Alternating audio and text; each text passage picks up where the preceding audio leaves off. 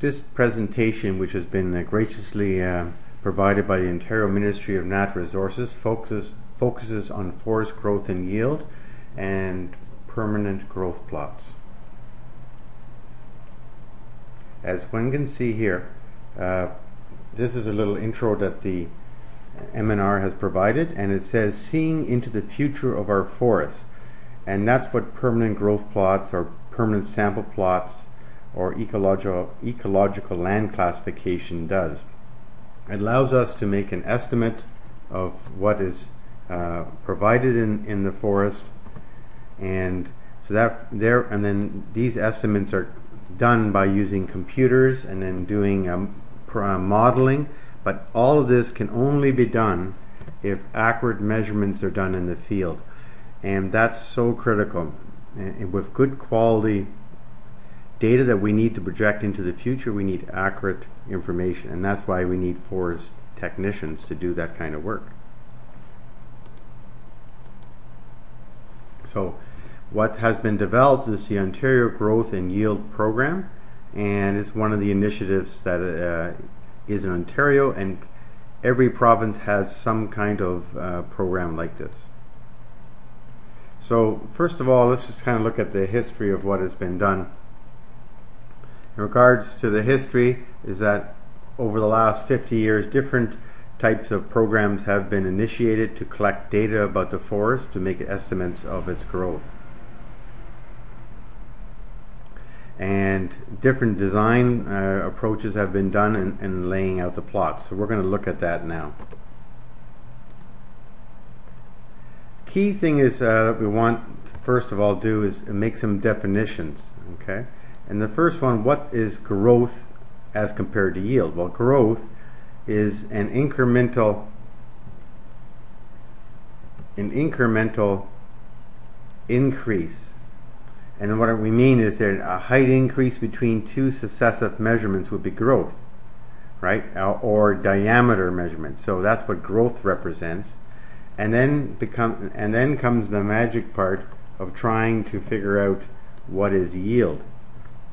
And yield is really what that is an estimation of volume, and trying to predict into the future what will that tree be. Because trees take so long to grow, one of the biggest jobs we have is trying to estimate volume at maturity, because that's, if we're using our forest as a resource, we have to predict, and trees grow different amounts on different sites, and it's very complex, so we need accurate data. One of the most classic things you're going to hear out there is the is Plonsky's table, and this here has been used forever. And what that yield table is that this individual made a series of tables where you use diameter and height, and it'll tell you. And he, using modeling from 50 years ago almost, he predicted what would be the volume at that particular tree of that certain size. And we've had different, these are cull tables, and this refers to the amount of loss of trees as they die from competition. And there's been lots of other work done, and I won't go into great details about that, but there's been a lot of energy spent in trying to figure out forest growth. So what have been some of the problems in the past in regards to making these programs work? And experimental design, it could have been, has been, and the methodologies didn't give sound quality data. One of the biggest issues, to be honest, is this one right here, inaccurate information. If sloppy height measurements are taken, or sloppy diameter measurements, we can't predict the future growth. You have to appreciate the fact, and I remember doing these plots in Alberta, permanent sample plots, you have to measure down to the nearest millimeter, and you're being audited for the accuracy, plus or minus 1 millimeter, and you folks will be doing that in the field. So we need to have accurate information. The next one is we need to not be biased. We need we need to show truly randomness in the way we sample the forest. We can't just say, oh look, there's a bunch of trees, let's go over there and put a PSP. We need actually to have random measurements taken, random locational plots, so that we have more representative values for the forest. Poor training, that was another one, and no quality assurance. There was no auditing of the workers, of the people collecting the data. So again, when you're trying to get very accurate data, that's so crucial, all those elements. So the big result was poor quality data.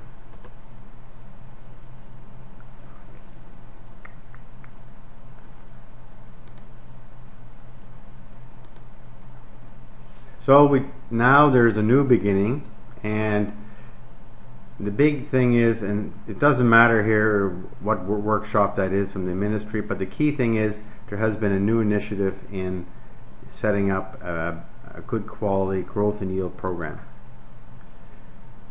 Now, again, one of the key things is you have to encompass all the different individual across our very large province, and we need to have consistent data, and that's basically what this is stating. So what is the purpose of the growth and yield program? And the key thing is as to disseminate information and knowledge about the growth of our forests and the productivity, right? And here we go again, and the dynamics of the forest. Again, dynamics, forest dynamics means how is that forest growing as a unit. And what is the whole advantage of this? We will make better decisions about our forest for the future, and that's really what it's all about. So therefore, eventually, we would have a better managed forest. So it needs to be statistically sound, the information. Right? It has to be statistically sound, has to be easy to set up, and we're going to practice that. It has to be easy to remeasure, and it doesn't cost a fortune. And that means if you can meet those criteria, you have a program that lasts for many years. So how do you set up a PSP? So a PSP is the key thing of a PSP, meaning permanent sample plot. And you may see jobs come up where they say we need people to collect data for PSPs. And what the heck is that? Well, it's permanent sample plots. And here, this is a permanent sample plot here. And just to give you an overview, we have a large area, and then there's small samples inside, and there's smaller samples inside there. The large area indicates a mortality plot. So this is where you would tally all the dead trees, lying down, standing up. Okay, and then inside one of these blue circles, you would tally all the trees, and they'd be all tagged in height measure, diameter, their health, and we'll talk about that in greater detail when we go through the manual. And then inside that unit, we would have the actual shrub plots, where you would assess what are the shrubs that were found in there and vegetation. So it's quite detailed data, okay? And that's what we're going to be looking at. To give you an idea of the size of these plots, the first thing, if you look at the mortality plot is 45 meters in radius. So it's going to represent over half a hectare of land. So it's a good sample to get the idea of where are all the dead trees in a large. You need a large sample for that. The growth plots are far smaller, and they represent 400 meters squared of area. Okay, and the shrub plots, which are these little guys here, these red ones, the shrub plots represent 2.82 meters. Okay, and the regen plot radius, which is the little yellow ones, okay, is for looking at forest regeneration. They're only 1.13 meters. Again, notice how the sampling is. You have 3 little guys for regen samples inside a shrub plot, and you have 3 shrub plots inside a growth plot, and you have 3 growth plots, which inside this large mortality plot. So, and that's how the standard approach has been taken.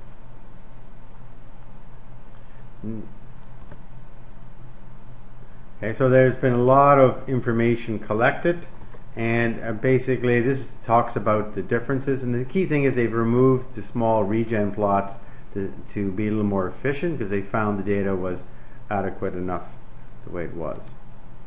Okay, so this is now the current look and that they're using, and which is basically the same. Let's move on to what you guys are going to be doing. Well, actually, here's one more. Just to give you an idea of what other information is collected along the way. You can see here that there is soils data collected, and what is collected is the moisture regime, the soil drainage, the soil texture. Whoops, got that arrow going the wrong way. The soil texture and the forest ecosystem classification soil type, or in Southern Ontario, the ELC soil type. So there's a variety of detailed information that's collected. And so it just gives you the layout we're trying to show you here. Okay, so now one of the things that they're stressing on this slide is that PSPs are very detailed, but a lot of times a permanent growth plot can be used, and it's a good viable option. And that's what we're going to talk about now. So what is a permanent growth plot? A permanent growth plot, when you look at it, is basically one unit of the permanent sample plot, and it has all the elements but just on a smaller scale. And that's what we're going to be doing, is that you folks are going to be doing a permanent growth plot, which is 400 meters squared, and it will have all the requirements and the details we need, and it gives you a good example of the skills required. One of the big deals is, how do you measure a tree? We're going to be using diameter tapes, not calipers, because you have to get to the nearest millimeter. Again, why such accuracy? Because when you come back in 5 years, the tree may only have grown 1 millimeter, while you want to have accurate measurements from the first time so that you can assess the tree's growth. This goes on how to measure tree DBH. I find this very important, and I'll be providing the PowerPoint presentation also along the way, so you can get more of the details. But I'm not going to get into it here. The key thing is that there's exceptions and rules, and because trees don't grow nice and straight all the time, there's lots of abnormalities that we have to deal with trees, and it's very critical that we measure them very accurately. And so here's some examples of things we need to deal with, and how to take the correct, the critical factor a lot of times is, where is the base of the tree? That's very, very important, and that measurement always is important, because we have to measure 1.3 meters to that line, and that has to be very accurate. Okay, and this continues on with the different types of anomalies. Okay, and that's where I want to end.